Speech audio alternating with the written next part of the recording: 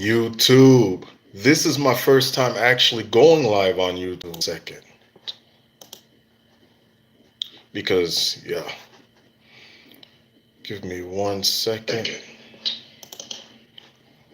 Oh, man. That was cool. See.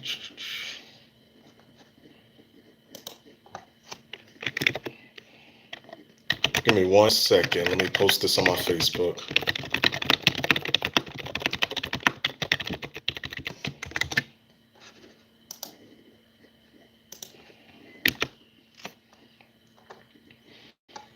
All right.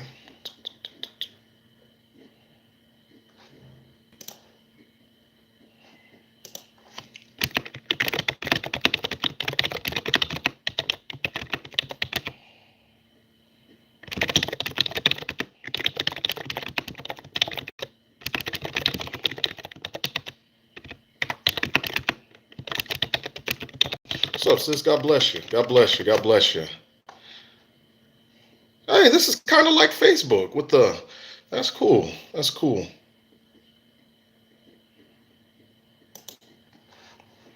All right. Now, I'm going to go ahead and get started because this is different than. It's the same but different on Facebook. It's a little more smooth. Cool, cool. All right. This is a topic that is very, very, very controversial within the church, right? Because within the church, and sadly, many people are terrified to talk about this subject. They're terrified. They're literally terrified to talk about this subject. This is one of the most viewed blogs that I've had that when I wrote on this. People are interested in it, but the church doesn't want to talk about it. And because the church doesn't want to talk about it, you leave people, believers, specifically married believers, susceptible to lies of the enemy. Whenever you have other people telling them, or people that, haven't really studied out scripture, telling them different things. I'm going to provide scripture to back up everything that I say, and this is absolutely going to come from a Christian perspective, a Christian point of view, and a clean point of view, okay? Because when you really look at it, who is the one that created sex? It was not Satan. Satan did not create sex. It was God. God created sex. God created the penis. God created the vagina. God created these things, not the enemy. God created orgasms, not the enemy. Okay? This makes Christians typically uncomfortable, right? Because they're like, surely God couldn't create something that unclean. That's where a lot of people get off on the wrong foot at, because they deem this stuff as unclean, but it's not. God created it. It can be unclean if it's done outside of the will of God, but if it's within the will of God and within marriage, be clean. So let's get started, shall we? Right here. The purpose of sex. The purpose of sex is to be fruitful and multiply. When the Lord created mankind, he presented mankind with an assignment. This assignment was to be fruitful and multiply, according to Genesis 1:28. In modern translation, this means to have sex and to have children. Is this found anywhere else in Scripture? Of course it is. It's found in Acts chapter 2, verse 30. We see that David is mentioned here with his descendants, including Jesus, and how they would be the fruit of his loins. Okay? Now, when you take a look at this, and when you take a look at be fruitful and multiply, as mentioned here, this is a direct reference having sex and having children, okay? Because you're multiplying, through your seed, you're multiplying through your sperm, you're multiplying, right? You're multiplying. This is how the entire earth is populated and repopulated. It's natural. God created it. Don't be that Christian who becomes all immature and uncomfortable, should I say, when discussing what God created, okay?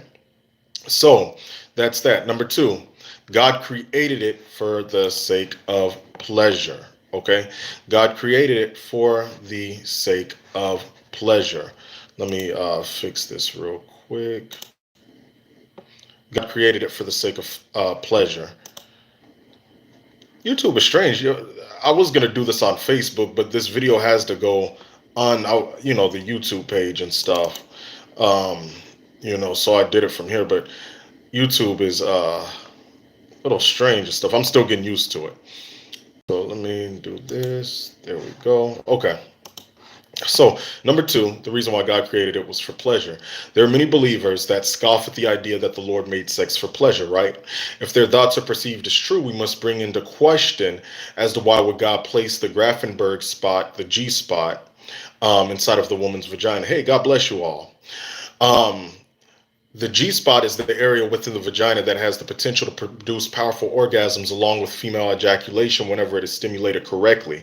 Now, again, this right here, some believers get uncomfortable about this. This is a part of God's creation. God created it. For those of you that read the blog, I have a visual in there, not a pornographic visual, a visual, illustrative visual drawn of the human body, just to give, an illustration of what this is speaking of. Okay. So we also must bring into question, if God didn't create this for pleasure, which he did. We know that, obviously, as to why would God create the male orgasm with sexual pleasure as well. So then you have the female orgasm, you have the male orgasm, right? Why would he create this for pleasure? Why would he do that, if he didn't have intentions for it to be used as such, okay? Whenever sperm leaves the male's penis, he undergoes an intense tingling sensation throughout his entire body, right? So you have the female, you have the male, both, when they're, having intercourse, they, basically have orgasms. God created that. You know, what I find funny, that I had like 1,000 plus views on my blog, but this probably isn't going to get around there until I get off and stuff. Because I noticed some people, most of the people on here didn't want to be seen in reading it. I just thought that was funny and stuff. That's funny. That's funny. We also must take this into consideration as well. Psalm 139:14. It says, I will praise thee, for I am fearfully and wonderfully made. Marvelous are thy works, that my soul knoweth right well. Okay? Paul goes into extreme detail, which seems to indicate the pleasure within sex, right? He also stands firm below, not that scripture right there. That scripture is concerning the above. That was an outline and a foundational scripture for God creating the human body. But speaking of Paul, this is the scripture that I'm about to read to you, just to give clarity, okay? He stands firm that sex must be between married couples, right here. 1 Corinthians 7:1-6 says right here, now concerning the things of which you wrote to me, it is good for a man not to touch a woman. Nevertheless, because of sexual immorality. Let each man have his own wife, and let each woman have her own husband. Let the husband render to his wife the affection due to her, and likewise also the wife to her husband. The wife does not have authority over her own body, but the husband does. And likewise, the husband does not have authority over his own body, but the wife does. Do not deprive one another except with consent for a time, that you may give yourselves into fasting and prayer and come together again, so that Satan does not tempt you because of your lack of self-control. But I say this with concession, not as a commandment. 1 Corinthians 1-6. Okay, so this right here is speaking of, Paul is saying it's not good for people to partake in this unless they're married.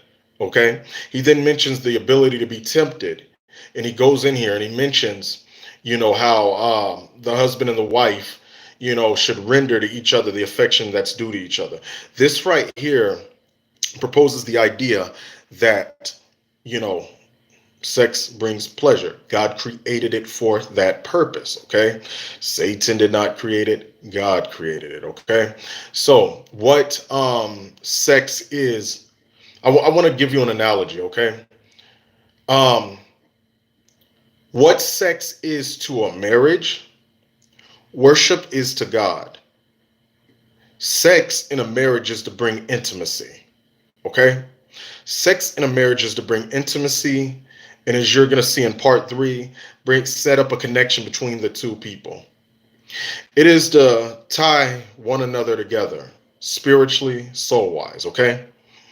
In the same way, worship is meant to do the exact same thing with God. When you worship God, you're intimate with God. When you worship God, you become one with Him. When you worship God, you get to know Him on a greater level. Okay?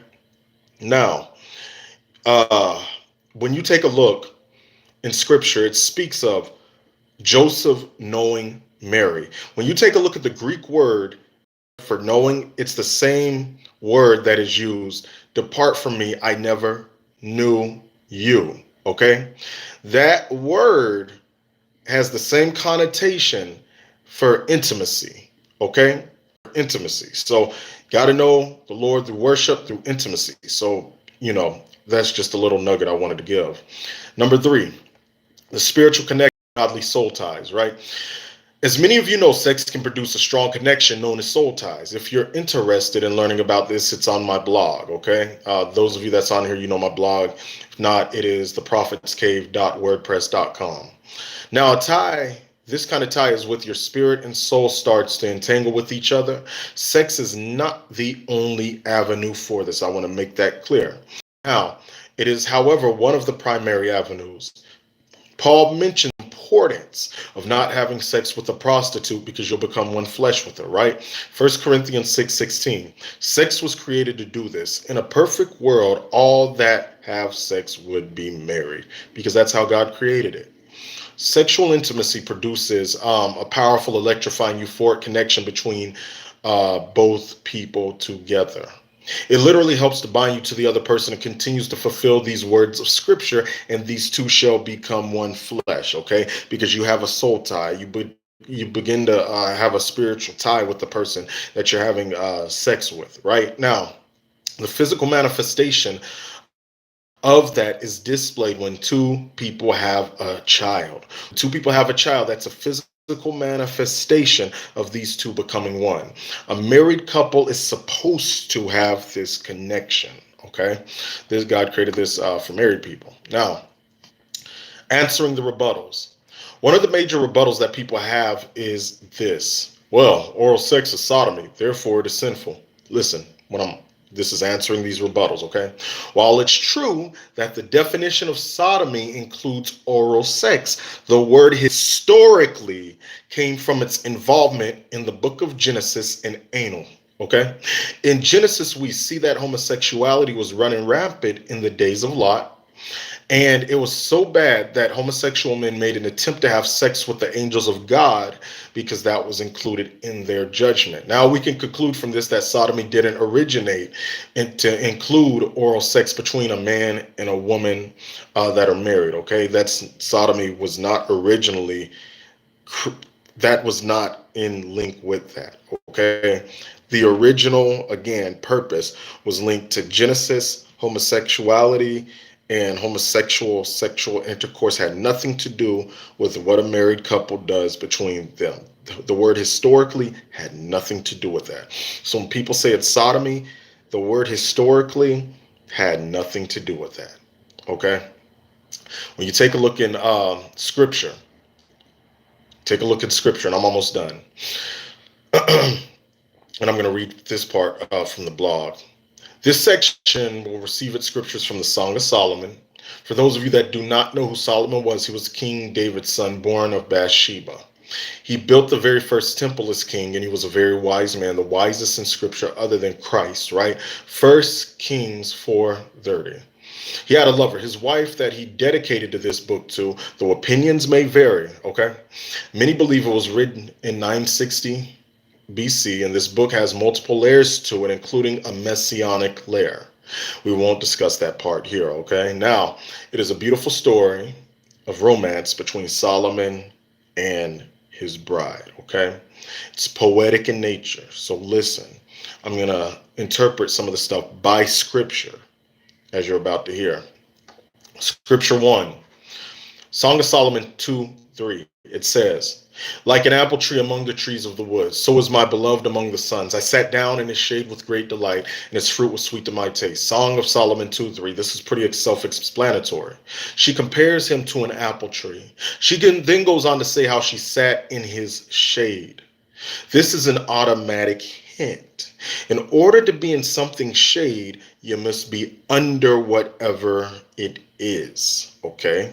She then goes on to say that his fruit was sweet to her taste. Fruit has a wide variety of meanings in scripture, okay? It could be literal, it could reference works or body parts. Matthew 7:16, Acts 2:30, and Songs of Solomon 7:8 are all the scriptures here. This would seem to allude to a body part, which is penis, through the scene that was presented. You may say, well, you're just taking it too far with that. Keep listening. Scripture 2. Awake, O north wind, O south, blow upon my garden, that its spices may flow out. Let my beloved come into his garden and eat its pleasant fruit. Song of Solomon 4:16. The Shulamite in the scripture speaks of Solomon eating from her garden. This seems to be poetic, metaphorical language of her vagina. You may say that there's no proof of that. The proof can actually be found here. 4 verses prior to this. Listen. A garden enclosed is my sister, my spouse, a spring shut up, a fountain sealed. Your plants are an orchard of pomegranates with pleasant fruits, fragrant henna with spikenard and saffron, calamus and cinnamon, with all trees of frankincense, myrrh and aloes, with all the chief spices, a fountain of gardens, a well of living waters, and streams from Lebanon. Song of Solomon 4:12 through 15. Now, if you have not caught it by now, the garden alludes to her body and her vagina, meaning it is sealed, meaning that she was a virgin, okay? Now, I want you to notice something. I want you to notice when he mentions this. A spring shut up, a fountain sealed. A spring shut up and a fountain sealed. Scientifically speaking and naturally speaking, biologically speaking, whenever a woman is aroused, her vagina typically provides a wet lubrication to prepare itself for the entrance of the male's penis, okay? A wife or her husband's, penis is the way that, again, God created it to be. It releases fluid from the cervix. Her foundation, or her fountain, according to scripture, was sealed. This means that she had the ability to provide water, if you will, lubrication, but that area was sealed. This is a reference to the fountain of her gardens. Her garden involves her vagina. So let's read this again with that in mind, scientifically and biologically, okay? Awake, O north wind, and come, O south, blow upon my garden, that its spices may flow out. Let my beloved come into his garden and eat of its pleasant fruits. Song of Solomon 4:16. So now that we have that under control and what I just mentioned, scientifically and biologically speaking, you can see the context of that scripture now. So a lot of people like, well, God didn't create that. Yes, he did. Yes, he did. Yes, he did. God created sex, not Satan. God created arousal, not Satan. God created orgasms, not Satan. Okay? Now, if you don't believe that's a reference to oral sex, that's totally fine. However, you can't dismiss this right here. You can't dismiss the scientific fact. You can't dismiss the natural biological fact that God created sexual pleasure, God created orgasms, and God created these things. So you can't dismiss and prove me wrong on this. So, we could just agree to disagree if you don't believe it. But I believe I provided sufficient enough evidence to show at least why each married couple should at least consider not doing it if they don't want to. Listen to what I'm going to say, but should at least consider that it is not sinful, versus taking on a mindset that, well, there's no scripture. At least be open. If one spouse wants to explore that area and the other spouse thinks it's not scriptural, at least consider, in line with these scriptures, to open your mind up a bit, to compromise for your spouse, okay? Because marriage is compromise. Now, you can't force the other person to do something that they, don't want to do, obviously, and I'm not telling you to do that. But however, go back and read what Paul says to married couples and what his